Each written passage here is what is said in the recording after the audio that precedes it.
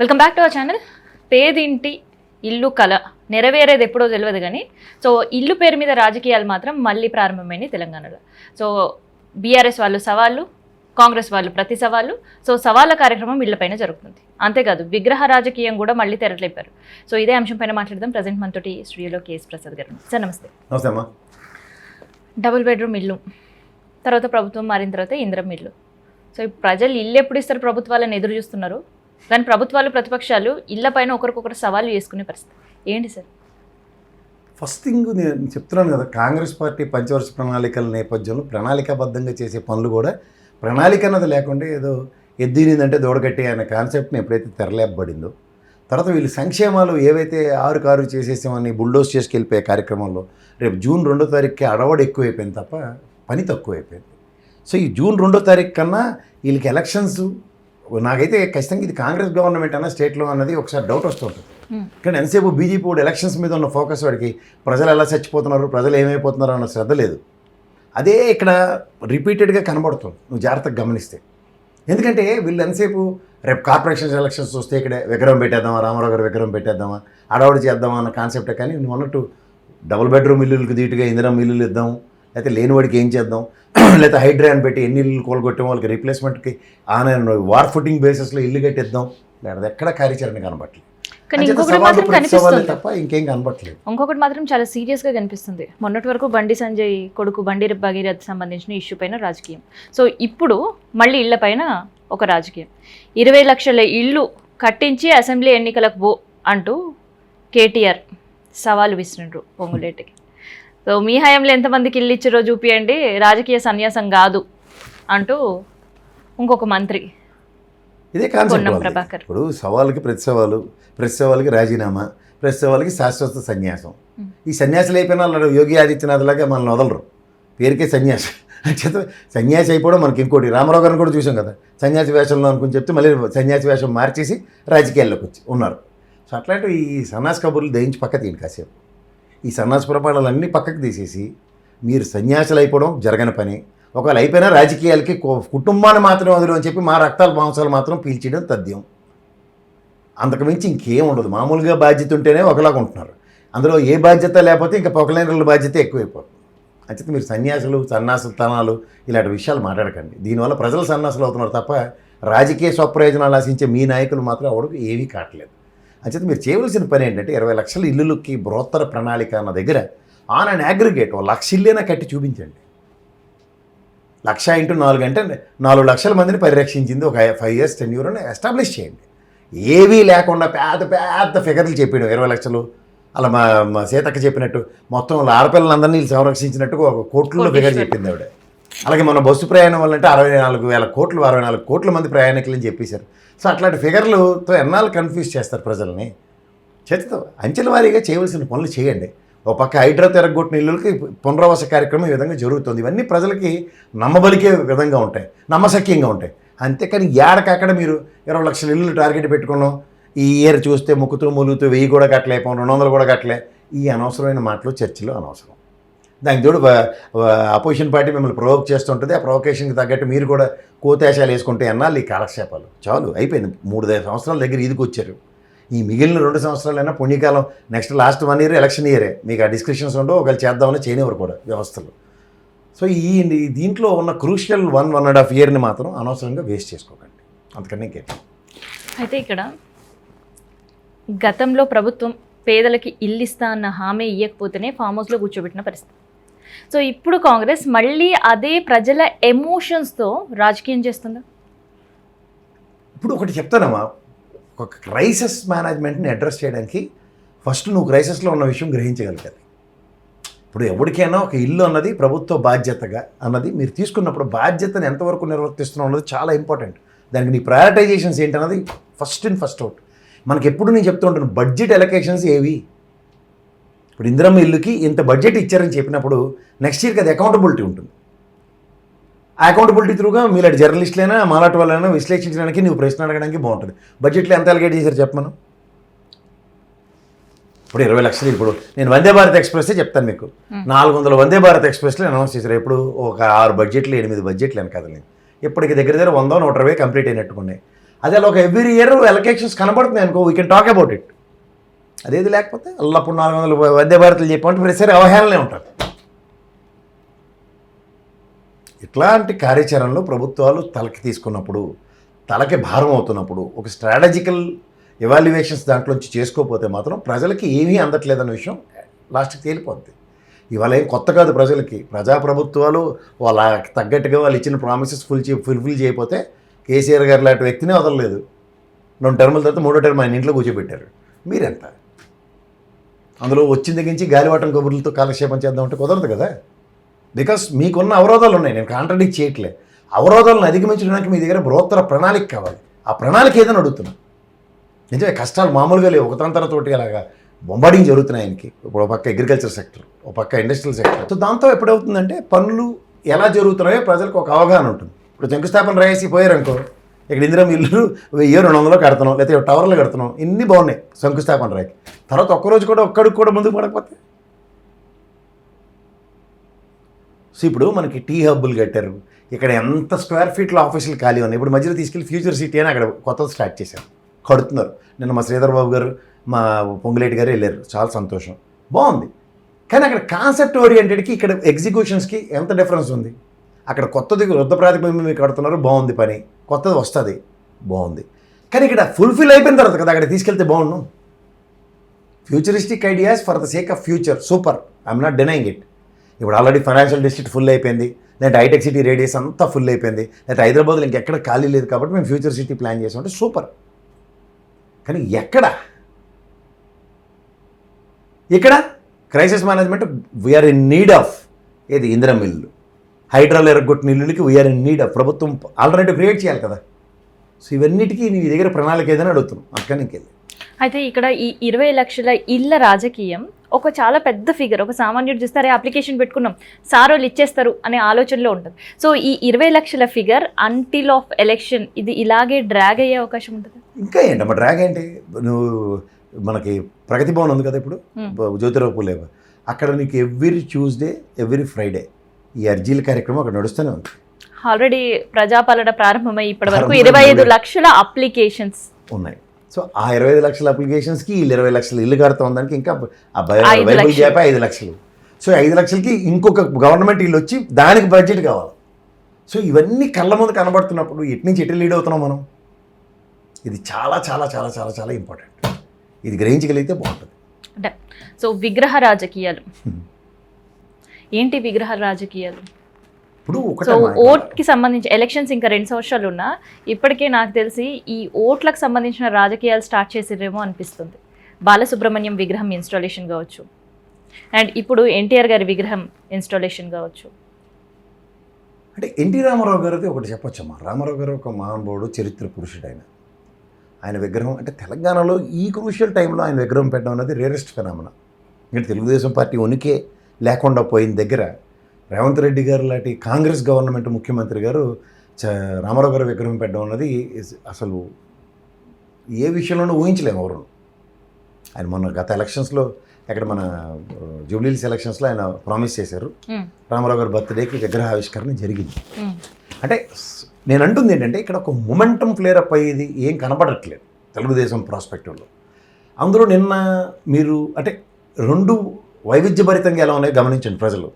ఒకటి రేవంత్ రెడ్డి గారు సముచిత స్థానం తెలంగాణలో రామారావు గారికి ఇవ్వడం, కానీ అక్కడ మహానాడులో తెలంగాణ నుంచి వెళ్ళిన ప్రతినిధులు తెలంగాణకి సముచిత స్థానం ఇవ్వకపోవడం, ఈ 2 గమనించండి.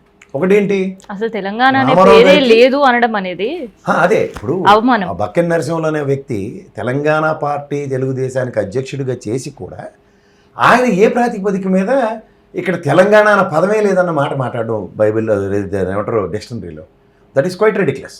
రెండోది, ఒక తెలంగాణ ముఖ్యమంత్రి మీరు గౌరవించుకునే రామారావు గారికి ఎంత సముచిత స్థానం ఇస్తే ఆ జ్యోత్స్న గారు అక్కడ సబు సందర్భం లేకుండా ఒక ఎడ్యుకేషన్ మినిస్టర్ అక్కడ ఉన్న లోకేష్ గారిని ప్రసన్నం చేసుకునే కార్యక్రమంలో ఆయన్ని అబౌవ్ ద స్కై తీసుకెళ్లే కార్యక్రమంలో ఇక్కడ మా ముఖ్యమంత్రి గారిని ఆ విధంగా అవహేళన చేయడం ఎంతవరకు సమంజసం? Because is happen to be the education minister. So అందులో ఈ రీసెంట్ డెవలప్మెంట్ ఒకటి 34 నుంచి 42 ఏళ్ళు, 1 సంవత్సరం కాల పరిమితి ఆయన పెంచాడు. సంవత్సరం పాటు టెన్యూర్ అంటే ఒక ఎడ్యుకేషన్ సెక్టర్లో ఒక తెలంగాణ ఉద్యమ నేపథ్యం నుంచి జరుగుతున్న ఒక వివక్షకి ఒక రిఫార్మర్ టైప్లో అతను చేస్తున్న పనులు ప్రజలకు ఎందుకు కనబట్టలేదు అన్న దగ్గర మేము చూసుకుంటుందేరా అంత డెలిబరేషన్ ఇస్తే ఎట్లా? ఇక్కడ వీళ్ళు ఒక రామారావు గారికి తెలుగుదేశం పరంగా అసలు తెలంగాణలోనే తెలుగుదేశం పార్టీ పుట్టింది. రామారావు గారికి తెలంగాణలో ఎంతమంది రాజకీయ నాయకులను తయారు చేశాడో అనిర్వచనీయం. కానీ ఇక్కడ ఇంత అదేదో చూడు తిన్నింటి వాసాలు లెక్కడ్డం అన్నట్టుగా బక్కిన నరసింహులు గారు జోష్న గారు మాట్లాడడం నాట్ యాక్సెప్టబుల్. ఎందుకు కాదు అంటే ఇప్పుడు తెలంగాణలో నిజంగానే తెలంగాణ ఏర్పడకపోతే బక్కిన నరసింహులు ఎలా అవుతాడు? అదర్వైజ్ చంద్రబాబు నాయుడు గారు కదా ఆయనకి జాతీయ అధ్యక్షుడు, శాశ్వత అధ్యక్షుడి కింద కూడా ఆయన ఎస్టాబ్లిష్ చేసుకుంటారు. ప్రతిసారి మహానాడులో అధ్యక్షుడిని ఎన్నుకునే కార్యక్రమంలో ఆయనకి ప్రతిసారి ఆయనే పట్టం కడతారు. బక్కి నరసింహులు అన్నాడే మహా అయితే పొలిట్ బ్యూరో మెంబర్గా మిగులుతాడు ఆయన, అంతే కదా.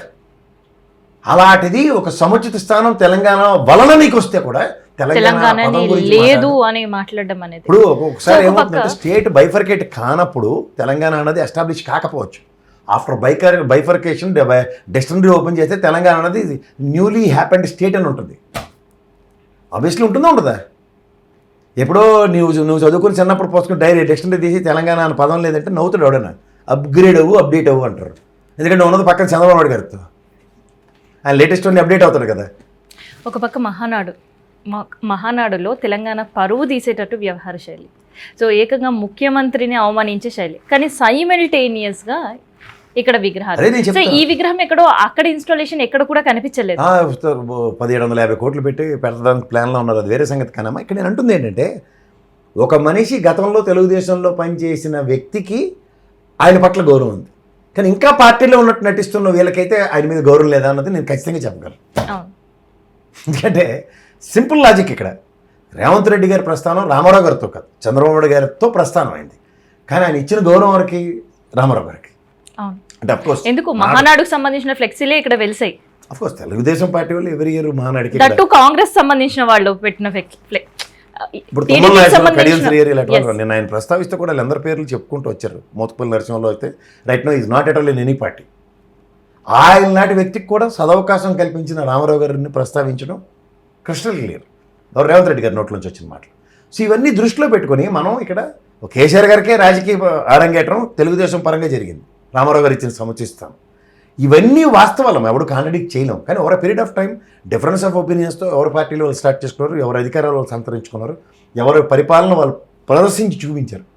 కానీ ఇక్కడ ఏమీ లేని బక్కిన నరసింహన్ లాంటి జోస్నా లాంటి వాళ్ళు మాట్లాడడం మాత్రం నాట్ టాలరబుల్. ఇప్పుడు రేవంత్ రెడ్డి గారు మాట్లాడనుకో ఆయనకు ఒక అర్హత ఉంది. ప్రజాస్వామ్యంలో ప్రజల చేత ప్రతిష్ఠించుకోబడిన ప్రజాప్రభుత్వానికి ముఖ్యమంత్రి అయిన ఇప్పుడు కేసీఆర్ గారు ఉన్నారు, మాట్లాడారు అనుకో ఆయనకు ఒక అర్హత ఉంది. 10 సంవత్సరాల పాటు ముఖ్యమంత్రిగా పరిపాలించి వీళ్ళెవరంతా. ఇప్పుడు ఇదే చంద్రబాబు నాయుడు గారు ఎప్పుడైనా తెలంగాణ గురించి మాట్లాడడం విన్నావా? 2 కళ సిద్ధాంతం అని చెప్పి ఆయనే కదా లెటర్ ఇచ్చుకున్నారు. ఇదే బక్కిన నరసింహన్లు ఖచ్చితంగా ప్రణబ్ ముఖర్జీకి ఇచ్చిన డెలిగేషన్ ఈయన ఉన్నాడు కదా. సరే ఇక్కడ ఇవన్నీ అలా గురువిందగంజ్ సామెతలాగా ఏమీ తెలియనట్టు అక్కడ కూర్చొని ఆంధ్ర వెళ్ళగానే when you are in Rome be a Roman అన్నట్టు ఆంధ్ర వెళ్ళగానే ఇక్కడ అపరిచితుడు అయిపోతే ఎట్లా పోద్ది? మీకు ఈ భజన ఎక్కడి నుంచి వచ్చింది? భజన అన్నదానికి తెలంగాణనే అవమానించే అంత స్థాయి మీకు ఎక్కడి నుంచి వచ్చింది? పదవే లేదంటే వాట్ యు మీన్?